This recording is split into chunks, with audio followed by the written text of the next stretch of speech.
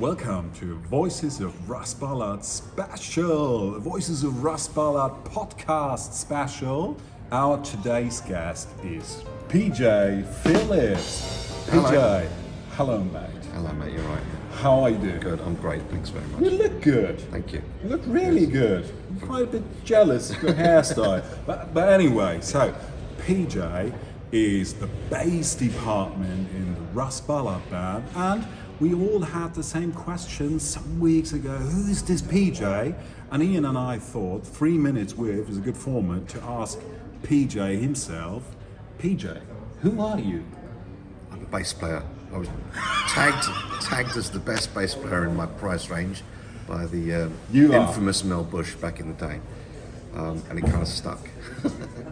So Russ always says on stage, so if you need a bass player, go to the bass player's bassist, and that's you. Yeah. Why is it you? You've been in the industry, or as you went professional back in 1988. Yeah. You don't look that old, really. I was only 4 at the time. No, I was in my early 20s, and I joined Nina Hagen's band for a world tour in 1988. Literally from school, I went straight off to Nina, really, pretty much. And then became a professional player through the 90s, gradually building up to joining Vanessa May's band in 1995, and did 2 or 3 world tours with Vanessa. We were away for ages. Didn't come back for a whole year at one point.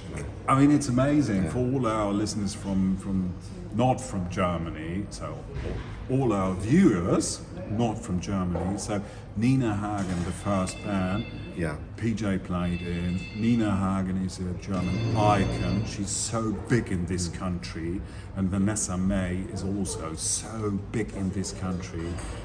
And doing world tours on that professional level is and plus amazing. Also, kind of there were other things happening in between, like in just before Vanessa and around about the same time, I was also working with Dolly Parton, which was amazing. What? My mum was over the moon.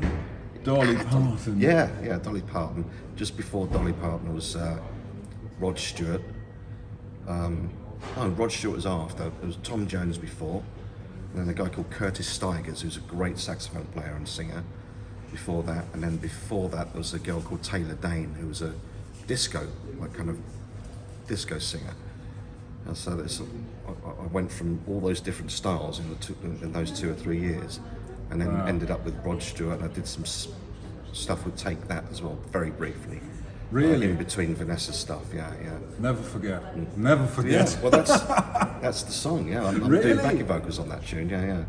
It's you. We were in the choir. Yeah, there's a big choir of the 20 of us. I wasn't playing it with them. We were It's an amazing song, track. Yeah. So don't get me wrong. Apologies to Take That. As the song first was released, I don't say it's crap. Do I say it's crap? No.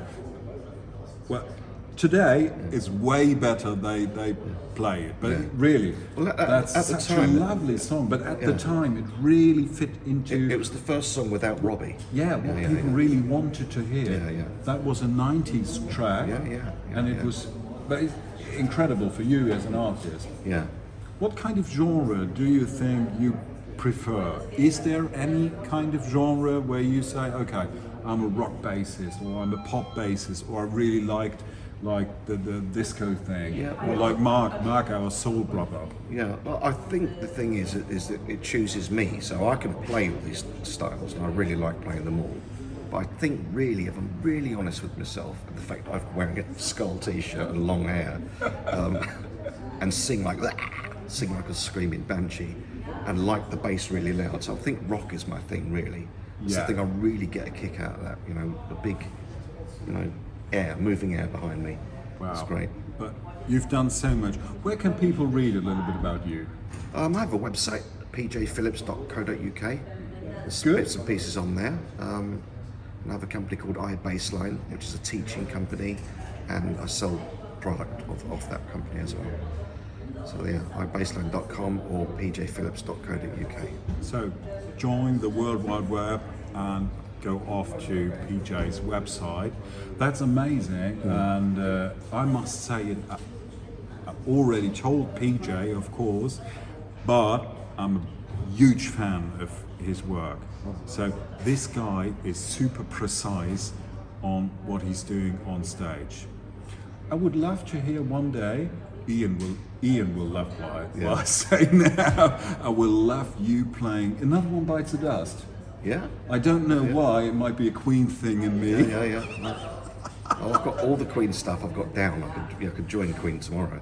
I teach all of my students all want to learn stuff like John Really? Deacon's bass lines. Yeah.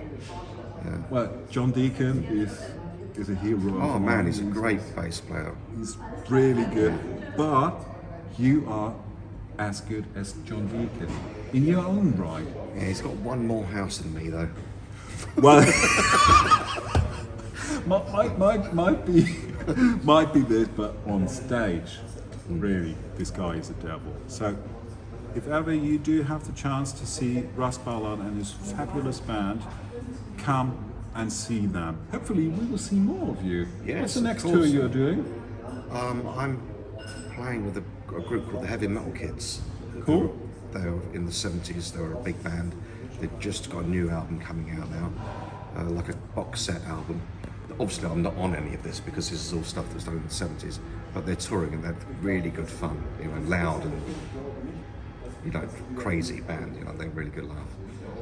And then there'll be more stuff with Russ in the new year, which I'm really looking forward to. I love this band. This is my favourite thing. I love Russ as well. How could you not love him? He's That's a the great question. guy, yeah. That's the question. Yeah. We all say, and that's a normal thing, I would say, within this kind of family, we love Russ Ballard, and we really do. Yeah. So that was our 3 minutes, plus a couple of more, with PJ Phillips. Thank you. PJ Phillips, yakking on. Sorry. Thank you so much for your time. All right, See man. you later on stage. Okay, mate. Brilliant.